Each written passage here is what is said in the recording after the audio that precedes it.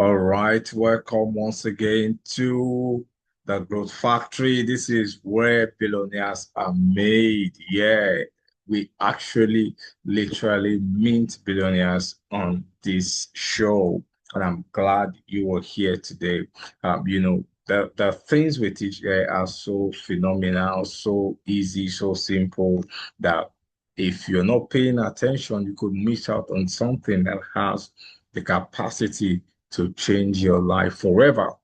So, for a couple of weeks, we've been discussing the billion-dollar operating system. And I want to encourage you to please go back to the channel and check out for that series. It's very powerful. If you don't know how to turn over your business in such a way that billions are predictable, this is one series you don't want to miss. So go back over it. We've covered quite a lot. Systems architecture. We talked about revenue. Yes, last week was revenue architecture. I think you really need that video. You need to understand how to make revenue consistent for your business. That is very critical, very, very critical, right? So today we're taking it a notch higher and we're looking at operating systems and process design. And this is it.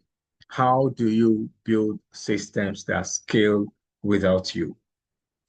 If you're working with a few millions of dollars, yes, you can try to elbow your way around life and do things your own way. That's cool.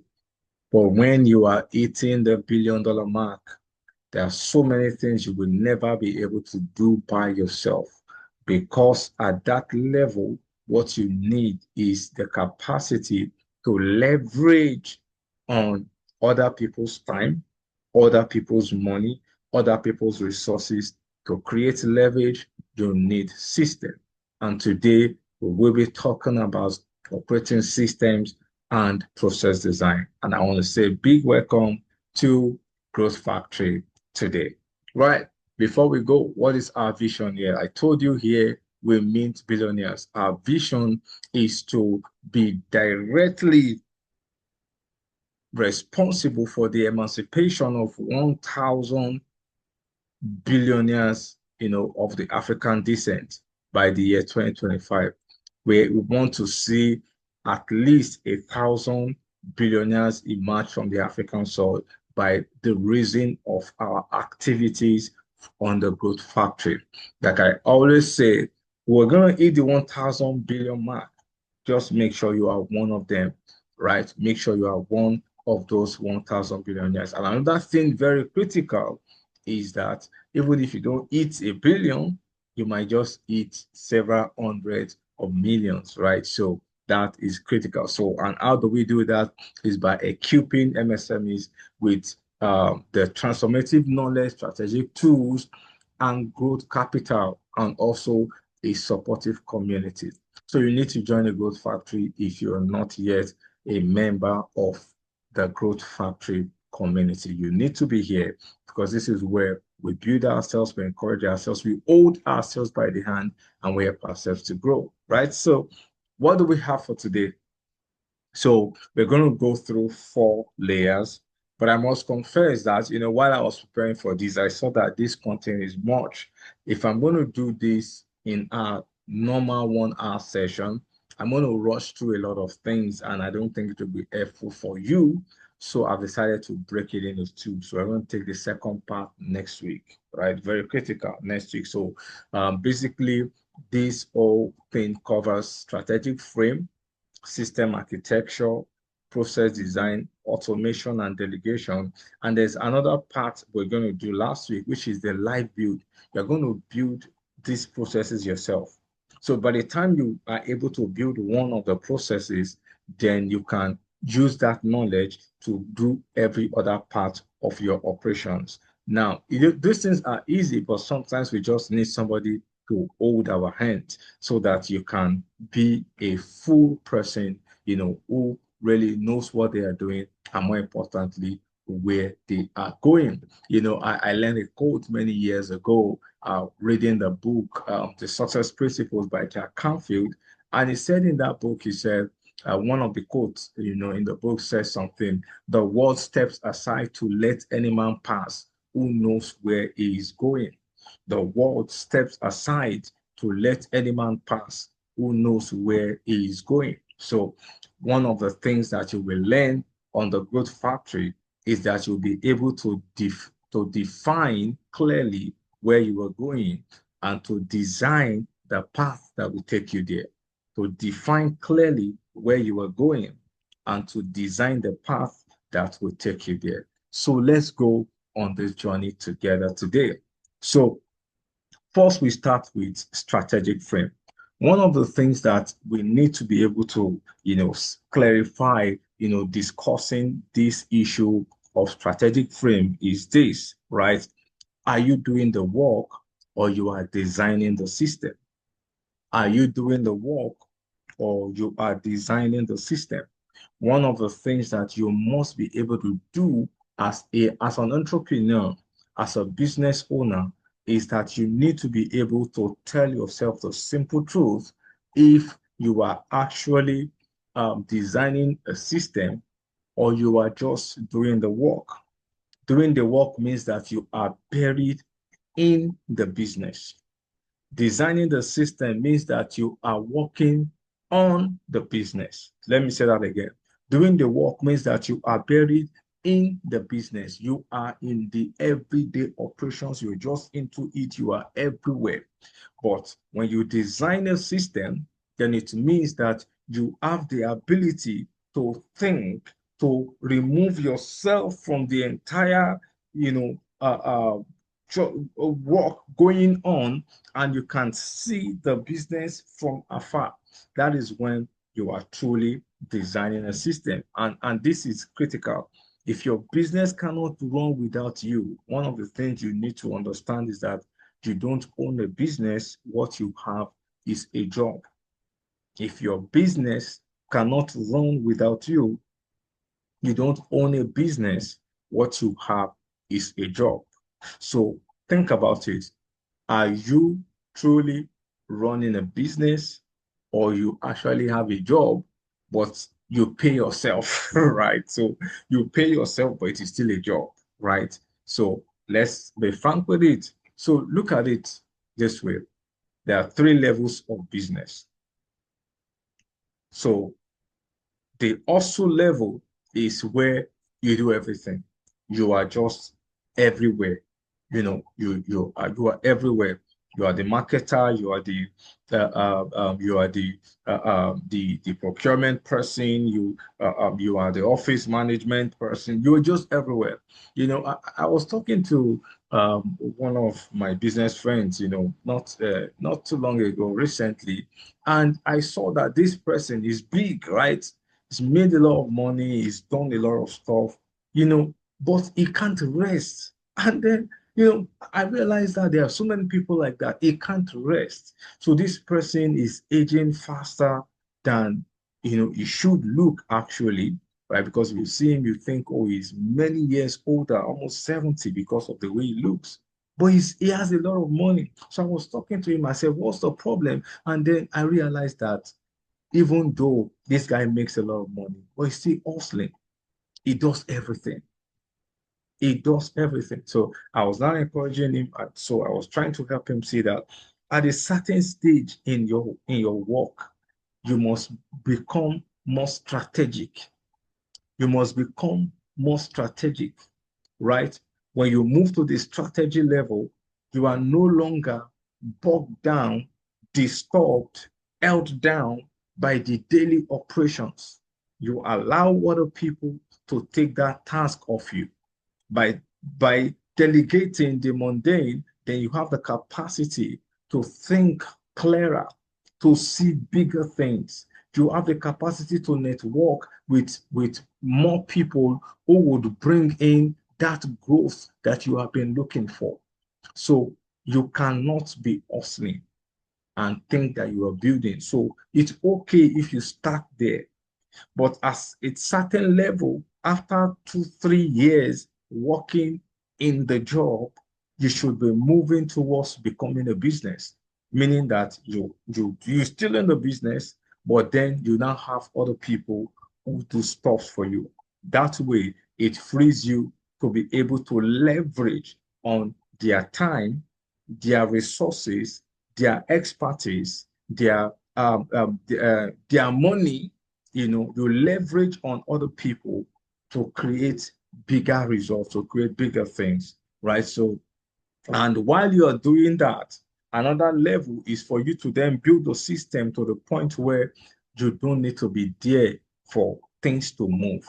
I know in some parts of the world we say, oh, if you leave your business like this, they're going to, they're going to send you down the gutters. They're going to clean you, and all of that. It's because we don't have a working system. And I'm still going to get us to that point, because when you build your business to the point where it is the systems running, right? Yes, we need human beings to run the systems. But when you get your business to the point where it's the system running, of course, the system also has to be sensitive to the environment. So how do you adapt your system to be able to work in the environment where you are? Have you observed that the Lebanese, the Asians generally, when they come to Africa, they do well, irrespective of the corruption and everything in the system. These guys are able to run businesses that they even hand over to their children and their children's children.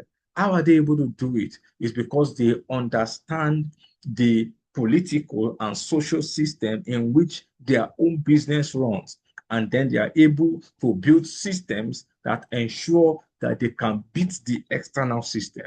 So we're going to discuss that a bit if we can today. If not, we're going to move it to next week. But let's look at this, and I want sincere answers. If you're catching up with the replay, can you put it in the chat room?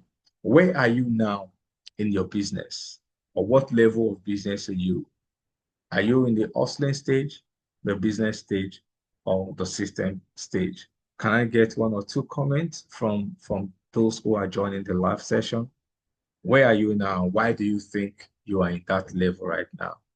Right. So who do we have? Who is going to go first today? Right. Where are you now? Where are you now? Where are you now? Anyone? Anyone? Okay. I saw your comments.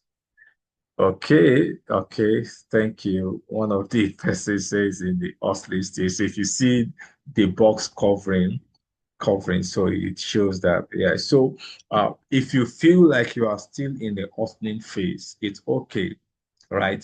Everybody starts from that phase.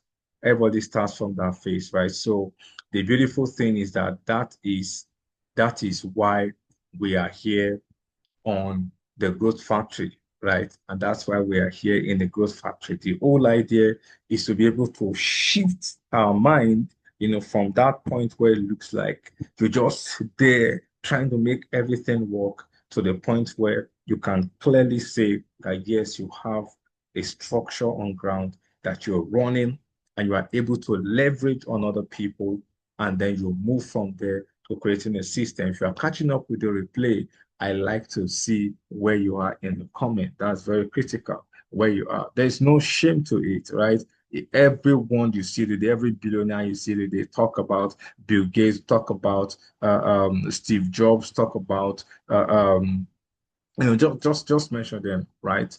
All of them, all of them started as hustlers. Talk about Dangote, all of them started as hustlers, right? So, but then you keep building gradually, and that's why we're here, right? So let's look at the five core systems. This is what we're going to discuss today. Let's look at the five core systems of a scalable business. Now, this is proven by research that if you are going to scale your business, you must have these five systems in place. And the thing about why we call it a system is that it doesn't depend on an individual. I will say that again. What makes a system what it is that it does not depend on an individual. If what you do depends on an individual for it to operate, then what you have is not a system. What you have is hustling. What you have is hustling, because a system doesn't care who is operating it. As long as there's a system in place, the system will work. If, for example, you put a toddler, you put a child, let's not say a toddler, you put a child in a car, and the car, especially the thumb start, right? If the child puts their thumb on the ignition, as long as the key is inside the car, that car is going to start. It doesn't say, oh, it's a child. It's a child. I'm not going to start. No, it's a child. Even if the person does not know how to drive, as long as the person can put their hand on the thumb, on the ignition, it's going to start. There's somebody here what I said is going to start. Why? Because that thing is a system. A system doesn't care about the person. What the system understands is that I have been designed to respond to fingers, to push. So once there is a push, I am going to start. That is a system. So a system runs irrespective of who is there. So now, if you are not getting the right value, so if a child is going to drive a car, the child is going to kill himself and also spoil the car. So what you then have to do as a person is to ensure that you put the right people in your system. That's the work of HR anyway. You want to ensure that you put the right people in your system so that they can deliver the installed capacity of that system. And I'll say that again. You can only deliver to the degree that your system allows you to deliver. I'll never forget this conversation many years ago. So I was working with a team, and we had this mandate. We had this target. We're going to meet. Oh, we have to deliver. We have to open up, spread and all of that. And because the system was so tight that there were so many things you couldn't do by yourself. You always have to get approvals to move, to do this and that. And then one of the managers said something I will never forget in my life. He said, "Excuse me, sir, you're pushing us to go out and get things done." He said, "But I have realized that look at where we are, that we can only deliver the result that the system allows us to deliver." And that thing was a game changer for me. So when you understand how to build systems, then it helps you to be able to predict your output. And once your output is predictable, then it becomes repeatable. Let me say that again. Once your output is predictable, it becomes repeatable, meaning that anybody can do it. Anyone. Once you train them to do the right thing, then it becomes repeatable. And once it is repeatable, then voila, it is scalable. Once it's predictable, it becomes repeatable. And once it's repeatable, it becomes scalable. So let's break down these 5 systems. Like I said, this is what we're going to discuss today. At the end of it, next week, I'll then take a step-by-step guide on how you can actually build your own system, step by step, and you'll be able to adapt it to whatever business you're doing. Trust me, you're going to be able to do that. So let's look at the sales system. So the sales system answers one question, and that question is, where do your customers come from consistently? Where do your customers come from consistently? We did a 1 hour extensive class last week, right, on your customer acquisition system.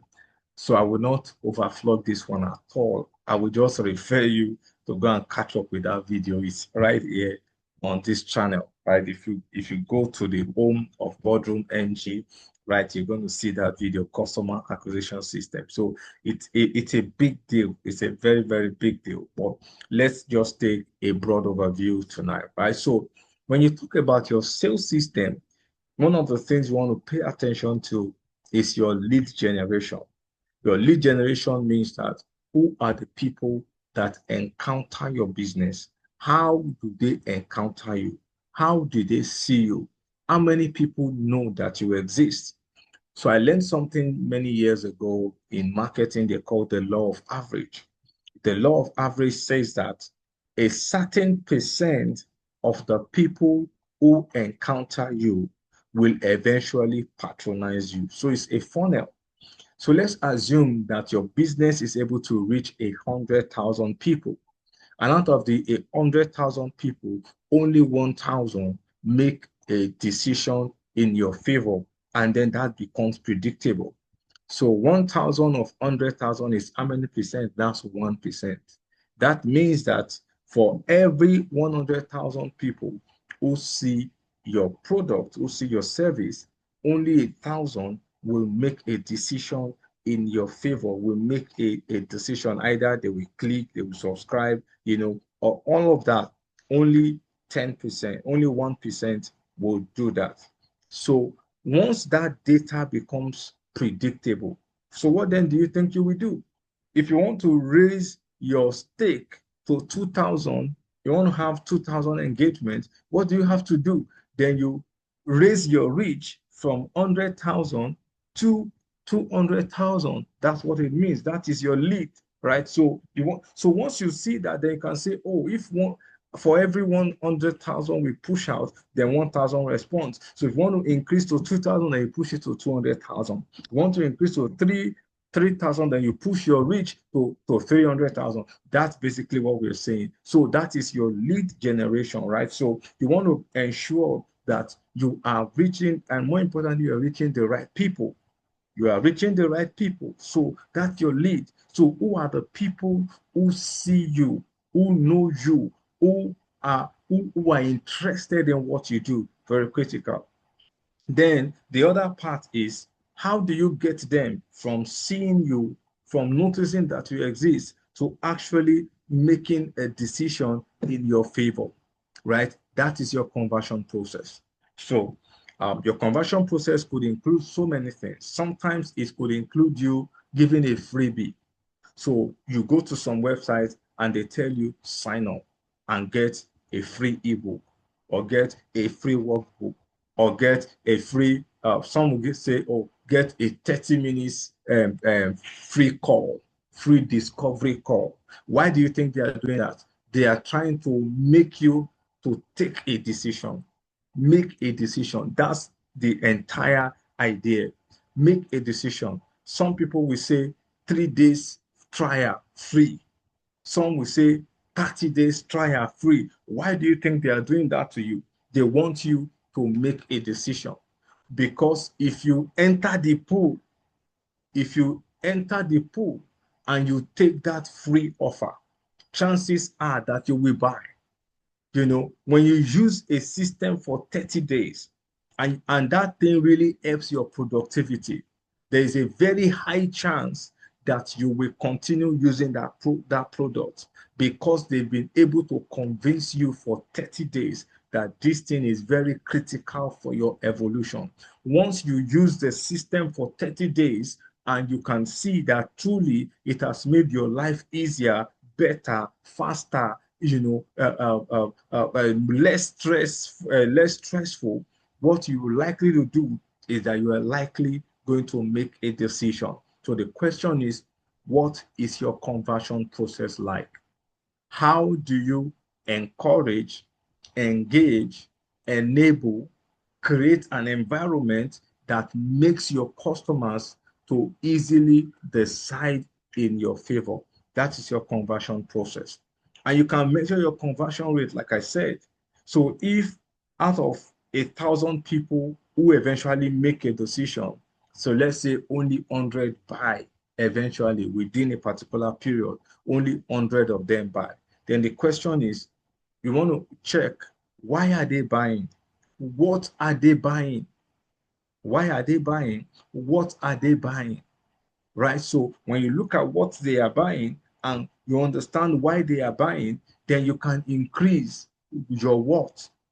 Then you can create a similar product or a complementary product that would go with now that you understand what they are buying, then you create a complementary product, right? Or a similar product that they will also be interested in. So with that, you can then increase your sales. So you need to understand this process as a person if you're going to build a system.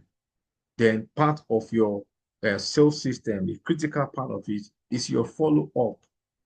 How do you then follow up with your customers to ensure that you keep the conversation going? So you see a lot of people, they have an email list. Some, they invite them into a community, Facebook group, WhatsApp group. WhatsApp groups are more popular these days. There was a time it was Facebook group. Everybody will move you to a Facebook group. So, and for some, they have a self-hosted community where they bring their people and they have this ongoing conversation with them, right? So you need to design your own follow-up system, right? And like I said, it's a system when it is predictable. When it is predictable, it means it is repeatable. And once it is repeatable, then it is scalable. So it has to be predictable. Once you can predict what will happen next, then that means you can repeat it. Once you can repeat it, then you can scale it. You can automate a lot of things. We're going to talk about automation next week. I think I mentioned that earlier. So up to this point, are we getting anything? Are we getting anything? Let me know in the comments if this is making sense at all. Right. So let me know in the comments if this is making sense at all. Making sense at all, right? If you're joining us for the replay, I also like to see your comment, right? I also like to see your comment if it's making sense. So let's talk about your delivery system, right? So after you've made sales, somebody has decided that, okay, now I am in your pool. I'm in your pool now. I want to do something with you. I want to do business with you. So the question then is, how do you get your product to your customers? After they've decided they're going to buy, how do you ensure that the service delivery or the product delivery is seamless, is very critical. So you want to look through your system. There was a time I sold a product and two people called me and said, I couldn't pay. And I was using seller. I was like, why? So I had to go back and check what was happening. And then I realized that it was an issue with bank and all of that. So I think seller had also realized that error, and now they have the bank transfer option. So if you cannot pay directly with your card, then they have a bank transfer option now. So they've realized that people have that issue on their platform. So it's very critical for you as a person that people are able to pay easily, because when somebody wants to buy, at that point their emotions are high. If there is anything that makes them to stop that transaction, I can guarantee you that 95% of people will not come back, because at that point they've decided, I'm going to buy this thing. Once they make that decision, they want to pay, and then there are some hiccups here and there. Oh, they can't make payments, or they have to fill a lot of forms. Some people, your form is so much that somebody is wondering if they are writing an exam. Because I want to buy something, you are asking like 50 questions. What is it like? How? Just that's why the most efficient people will just ask for your email address. That's all. Just one item, email. Once you have your email, the person has bought, then you can ask more questions after you've delivered the product or service to the person's email. Then once you get the person to make a decision in your favor, then you can ask more questions. But for that onboarding process, make it as seamless as possible. Seamless as possible. So then that goes also to your customer experience. What do they feel? What do they experience? okay, the word I'm looking for is the feeling, because in dealing with people, really, it is more about how they feel. It's more about how they feel. Why do you think people would want to use a Bugatti, want to use Benz, want to use BMW, Audi, right? If it is all about mobility to get you from point A to point B, any car can do that. Any car can do that. But at some point in your walk, at some point in people's life, they also want the feeling that comes with riding, with driving. They want to have that feeling like, oh, I'm exclusive. I'm a VIP. I'm an important person. They also want to have that feeling. So sometimes you sell feelings, whether you like it or not. Feelings Feelings, I'm telling you, emotions are, capital. You can sell emotions. So you realize that in movies, so I like to ask this question. Have you ever cried in a movie, watching a movie before, right? You cried. I have. But the question I ask myself after is, but this is a script.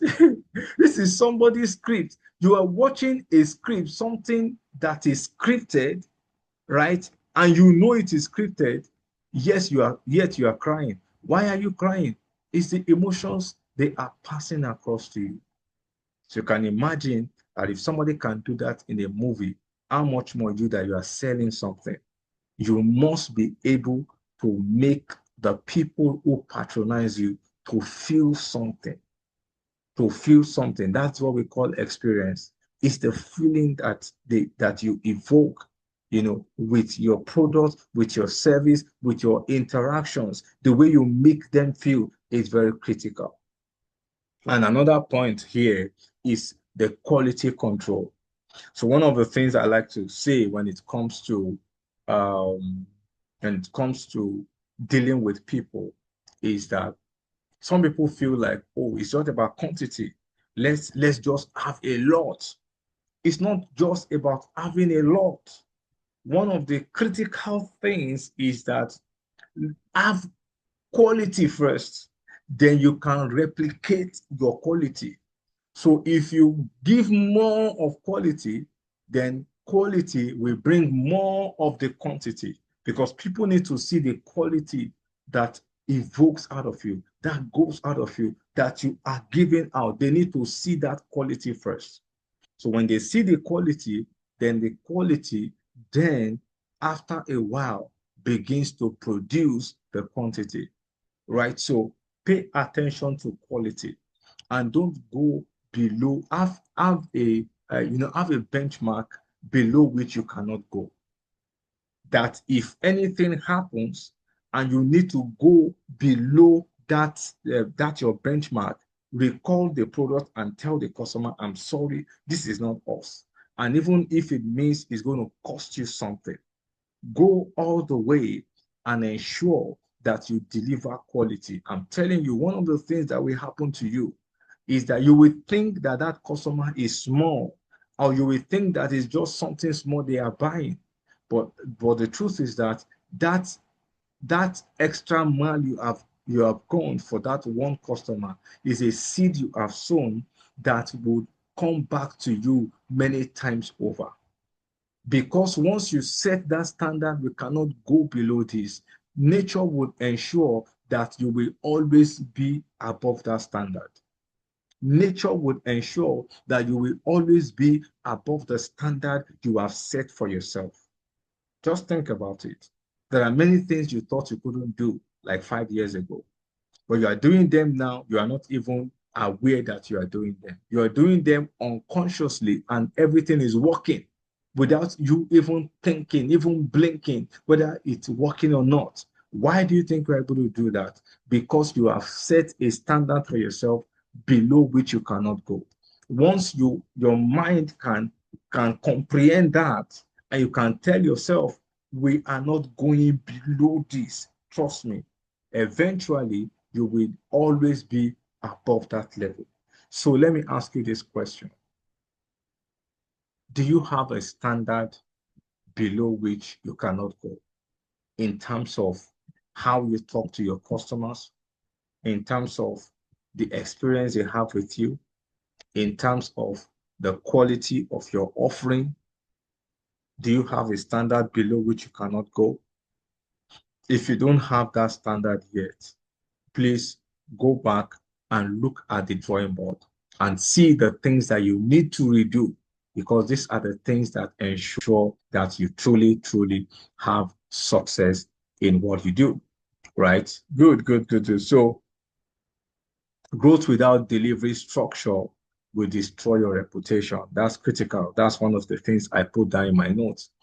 Without that structure, without that structure, trust me, um, okay, Steve is saying that he does have that. That's very beautiful. If you have it, it's beautiful. So if you don't have a predictable, excellent delivery structure, eventually it will destroy your reputation. Once people know that anything goes with you, they will put you on that pedestal. And it's going to be very, very tough for your reputation as a business person. You don't want to be there at all, right? So let's go to the third one. The third one is your finance system. Your finance system. There's a part I did not put here. And part of your finance system also is on how you fund your business. How you fund your business is very critical. You know, I was saying in one of our sessions, let me just take water. You know, I'll say in one of our sessions that not every business will be able to bootstrap, right? You may not be able to build all your revenue, you know, from the scratch, right? You might need to create a system that ensures that you have investors, you know, who invest in your business, or or maybe it's even getting a loan. If you are concerned about the ownership of your business, then you want to consider maybe getting a loan or something. I've had a lot of people teach, so hard against getting a business loan, getting this and that, But guess what? I found out something very critical. Some of the biggest people I've known in this world are also some of the biggest borrowers when it comes to, to getting fund. They are some of the biggest borrowers, So it depends on the system you have and the level of your business. If you are still an hustler, it might be tough for you to scale when you borrow money because you are still in the business. You can't think of strategic ways of multiplying that fund. So pay attention to that. But three things we want to talk about tonight on finance system is your revenue tracking. How are you able to track your revenue? Where is your money coming from? This is very critical. You need to know where your money is coming from and how much of it is coming in. Where is your money coming from and how much of it is coming in is very critical. Because if you can't track your revenue, I'm telling you, you will not even know how much money you have within your system. Very critical. Also, expense tracking. Expense tracking. As a business person, see, every penny that leaves your business needs to be tracked, needs to be penned down.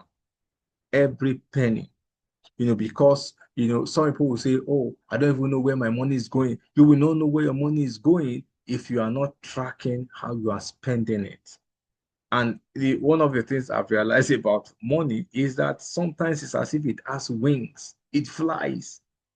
So if you are not sending it to any destination, I'm telling you, it's going to slip off your finger. Before you know it, you finish all your business money.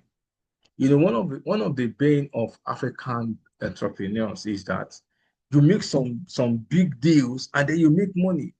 Guess what many African entrepreneurs will do? They start going on vacation. It is traveling, just traveling. And see, there is the place of going on vacation for learning, for exposure, but there's also the place of going on vacation for riotous living, for reckless spending, because that's what happens to a lot of people. That is, they start buying things they don't need to impress people who don't even know that they exist. And then they will go on social media and then they go to parties and start, flaunting money up and down. That doesn't make any sense. You must be able to track your expenses. And as much as possible, have a dashboard that shows you how profitable your business is at every point in time. Have a dashboard. Let your profit be right here. Because one of the things I learned when I was doing my MBA, I didn't have an accounting background, but I did accounting in the MBA. And one of the things I learned is money in the bank does not necessarily mean that you have money. Let me say that again. That you have money in the bank does not necessarily mean that you have money. And why? Let's assume that you have, let's work with small numbers. Let's assume that you have 10 million naira in the bank. That's what you have, right? But then you've also bought some goods that you have not paid for, right? You have not paid them because they said probably you should pay. Let's assume you run a retail store, and then people give you their goods to sell, right? To sell, meaning that you have not paid for those goods, right? So because you are still owing those people, you have not paid them because you have not sold, because you are still owing them, right? So all the people you are owing, if you remove all of those debts, right? From that is when you can now say, oh, this is the actual money I have. Until you have paid all your debtors, right? And until you have also gotten all your receivables out, the people that are owing you, that is when you can then say, oh, this is where I stand as a business.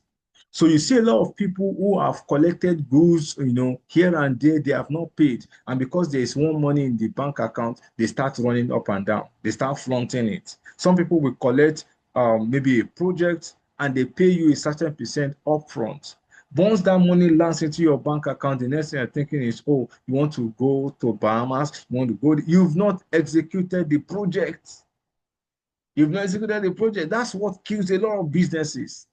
You've not executed the project yet. Until you execute the project and it is ratified as acceptable, then you cannot declare profit yet. Very critical. So let that always be in your mind, that the money you have to run your business or to execute a project is not yet your money. And even after making the profit, it is still not your money. It is the business's money. Very important. It is not your personal money. It is the business's money. Pay yourself and live on what you pay yourself. But let the money generated by the business be used to run the business, to grow the business, to scale the business. I hope somebody got something from this, right? So we're going to be wrapping up very soon, very soon, very soon, very soon. Yeah, so we've almost hit the 1 hour mark today. So I actually have another meeting in a couple of minutes. So where are we? We are on operation system. Operation system, very critical. So let's look at this operation system. So what are your operations? Your operations are the things that you do every now and then. And the operations for different kinds of industry might be different, right? But then your operations are those things you do every day, your daily workflows. For example, when you get to work, what do you do 8 to 8:30? What do you do 8:30 to 9? Right? So when you have one of the things about operations is that operations make business tasks predictable and repeatable. Actually, most of the things that you will do that will give you your best results, they are things that you do under your operations. You do them every day. And because you do them every day, there is this likelihood that you can take them for granted. Because you feel like, well, we've been doing this thing all our lives. So it's very possible. And that's why it's good to always pay attention. Every day is a new day. So what worked yesterday may not work today, even though it is still your operations. So you need to pay attention and adapt your operations every day, every week, every month to the demands of the market, the demands of the customer. Because if you are not paying attention, a lot of things would have changed around you, but you are stuck in your archaic way of doing things. If possible, change your structure some 3, 4, 5 years interval. Change your structure so that you can introduce something new into the mix. You can bring something new into the picture, right? So just change it. So look at your daily workflows, your task execution, your communication. Are you speaking the language of the market? Because if you cannot speak the language that your market can understand, you are still going to be stuck. Even though you are doing a lot, you are still going to be stuck, right? So I'm going to stop. I'll stop on that. So let's quickly take the last one for today, and that's your management system, right? We've talked about the five systems: your sales system, your delivery system, your finance system, your operation system, and now critically, your management system. So think about it. Do you have defined KPIs for each role in your business? If you don't, you are shooting yourself below the foot. Everyone that is going to work with you must have defined KPIs that this is what they will be delivering. There should be something you are using to measure the contribution of each person to your business. If you cannot measure it, that means it doesn't exist. That means you have ghost workers. Whatever you cannot measure does not exist. So if you have somebody working with you and you cannot quantify, you cannot measure, you cannot qualify the contribution of that person to your business, you have a ghost worker. For people in Africa, especially Nigeria, you understand what we mean by ghost workers. Ghost workers are people whose names appear on the payroll, but they never come to work. So if somebody's name appears on your payroll and you cannot measure the direct and indirect contribution of that person to your business, I'm afraid you have a ghost worker. So the next one is reporting. How do you ensure effective reporting across your structure? How do you ensure that management has data to make decisions, the right data?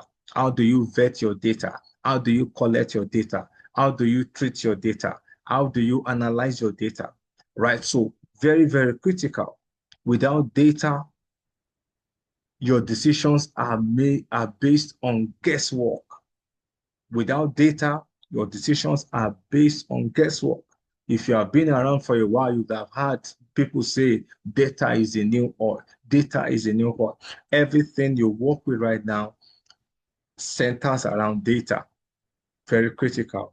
And also your decision structure. How do you make decisions? What kind of organogram do you run? And how does your organogram support growth within your system? Remember, I said something earlier that you can only grow to the extent, to the degree, to the magnitude that your system allows. And that is also a function of the kind of structure that you have in your business. Right. So checking, system check. I'm going to ask you, which of the systems is weakest in your business right now? If you're catching the replays, I'll really love you to put it in the comments. And if you're live, if you want to talk, it's fine if you want to talk. If you don't want to talk, I would like to read it in the comments. Which one do you think is weakest for you right now? Why do you think is the weakest, right? So we've talked about sales, delivery, finance. we talked about operations, we talked about management. So which of these systems is weakest in your business right now? And why do you think is weakest? So let me just take one or two comments and then we'll call it a wrap for today, right? So it's really been a beautiful, conversation here today. I want to encourage you, catch up, subscribe to the channel, right? So like I told us, in our next class, we'll cover a step-by-step guide to building processes in your business. We'll talk about process mapping, automation and delegation strategies, and life building of your billion-dollar process, right? So you don't want to miss the next class. So I will encourage you, come around, come with your business partners, come with your friends, come with your enemies, just invite somebody, right? And more importantly, encourage them to catch up with the classes on YouTube. Very critical. These classes are very powerful. Each time I go through them again and again, I'm like, wow, we discussed all of this. There are many things I share that are not even in my notes, right? So they're just things that come from experience, from working with different businesses and all, So I just want to encourage you to take advantage of all of those things. I have a free book for you. That's my gift to you, right? Have you ever found yourself in a situation where you are not sure of the next phase of what is going to happen, what's going to come out, and you're wondering, is there actually a framework for managing uncertainty? Is there a framework for it, right? So this is one framework I can guarantee you is very useful and is free. Just go to seller.com/835053 seller.com/83053. So once you have that, right, so you're going to be able to do that, right? So, okay, I have a comment. Sales, because I haven't physically been putting the needed energy I project to put in the one I'm pushing, but in same effort is applied to physical meeting of clients. My sales journal would have greatly increased. Good. So you can do the online thing. Also importantly, go to places where you can meet people, make cold calls, reach out to people, expand your network. Very important. Just expand your network. Just keep meeting people. Eventually one is going to gel, and sometimes just one customer is all you need who will introduce you to so many other people, and then you can bloom from there. So get this book on how it's a very small ebook, but it's very powerful as well. So download your copy on seller.com/835053. Good. And if you want to be a family coach, this is an opportunity for you.